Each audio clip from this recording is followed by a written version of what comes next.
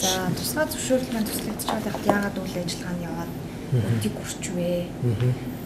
Тэгэхээр BGBG компани газар эзэмших эрхийн нийслэлийн засгийн захирамжаар 15 он 7 сарын 29-ний өдөр ингээд энэ компани газар эзэмшихийг цуцлсан.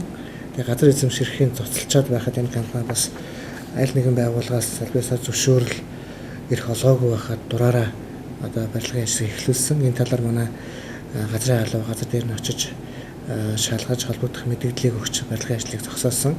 Мөн бид бас энэ асуудлыг албатай тэнцэх газар шалгаж байгаа. Тэгмээ албатай тэнцэх газар бас энэ талаар гомдлоо өгсөн. Нэгэнт эрүүг хэрэг үүсгэж шалгаж байхад энэ компани одоо бас ингэж эрхлэх байгууллагын зөвшөөрлгүйгээр барилгын ажлыг эхлүүлсэн нь буруу маа, энийг яралдаа зогсоож өгөөч гэдэг гомдлыг бид тавьсан. Мөн нийслэлийн ерөнхий төлөвлөгөөний газар, нийслэлийн мэргэжлийн хэлтийн газарт бид гомдлоо өргүүлсэн байж. Одоогийн байдлаар бол энэ компани барилгын ажлыг бол зогсоосон, мөн газар эзэмших эрхийг нь цуцлсан гэдэг шийдвэрийг бас албасаар мэдэгдсэн байж. Одоогор бол барилгын ажлыг бол зогсоосон, барилгын ажил бол зогссон байдалтай байж байна. Тусгай зөвшөөрлийг бол бүр 7 сарын 29-нд цуцлсан юм байна шүү дээ. Яг зөвхөн энэ компани өөрийнхөө яг дур мэдээд өөрийнхөө одоо зүгээс тэгж ажилладаг юм уу? Бас тодорхой хэмжээнд ерөнхий төлөвлөгөөний газар ч юм уу өөр газараас оролцдог. Аль нэгэн төрлийн байгууллага бол оролцож зөвшөөрлөө өгөөгүй. Энэ компани бол яг одоо эрхлэх байгууллагын албаасаа зөвшөөрлгүйгээр барилгын ажлыг эхлүүлсэн нь тогтоогдож байгаа. Энийг бол эрхлэх байгууллагаас зогсоосон. Тэгээ газар эзэмших эрхийн бол цуцлсан байгаа тохиолдолд энэ компани үйл ажиллагаа явуулах холбогдох одоо эрх зүйн боломжоор хаагдсан байна. Ийм байдлыг мэдсэрэж одоо үйл ажиллагаа явуулж байгаа нь өөрөө хууль зөрчсөн асуудал.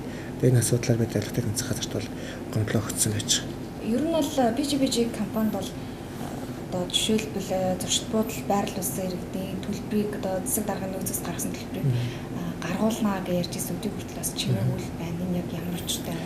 Ер нь бол нийслэлийн онцгой комиссаас холбогдох гомдлыг гаргаж холбогдоход албан тушаалтан болон BGBG компанид холбоотой асуудлыг албатай тэнцэх газар эрүүгээр үүсгэж шалгаж байгаа. Энэ шалгалтын явцад холбогдох хохирол зардал тооцооны асуудал тодорхой болох бах. Ер нь бол бид бол энэ эрүүгийн хэрэг шийдэгдэхийг хүлээхгүйгээр ер нь энэ хохирол зардлын асуудал маань өөр иргэний хуулиар шийдэгдэх асуудал учраас бид иргэний журмаар бол хохирлыг нэхэмжлэхээр бол бэлтэж байгаа. Энэ асуудлаар удахгүй шүү гэж танднаа. Урьдчилсан байдлаар нийтдээ хичнээн төрлийн зардал гарав. За хүчтэйгийн ажилд бол ойролцоогоор 500 орчим сая төгрөг гарсан. Өөрөөр хэлбэл одоо хөрсний нуралтыг зогсоож, хөрсийг одоо нэвтэршүүлж, мөн одоо хөрсний нуралд үүсэхгүй хүчтэй ажлыг бол зохион байгуулсан. Энэ ажилд бол 500 орчим сая төгрөг гарсан байж байгаа. За иргэдийг одоо зочид буудал байрлуулсан, хоол, мөн одоо холбогдох зардал, мөн онцгой комиссын мөн одоо харуул хамгаалтын ч гэдэг юм хамгаалтын үйл ажиллагааны зардал гээд нийтдээ бол 200 орчим сая төгрөг бол гарсан байж байгаа.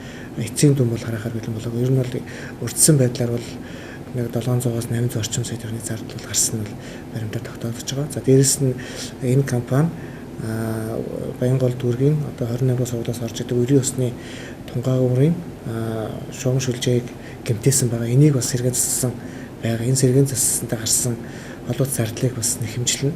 За дээрэс нь энэ одоо компани бол 16 дугаар байрны одоо хажуудлын далан сэтэлсэн байж байгаа. Энэ далан маань өөрөө бол нийтийн эзэмшил тодорхой одоо хөрөнгөд бүртгэлтэй байдаг ийм одоо нийтийн эзэмшлийн байгууламж байгаа.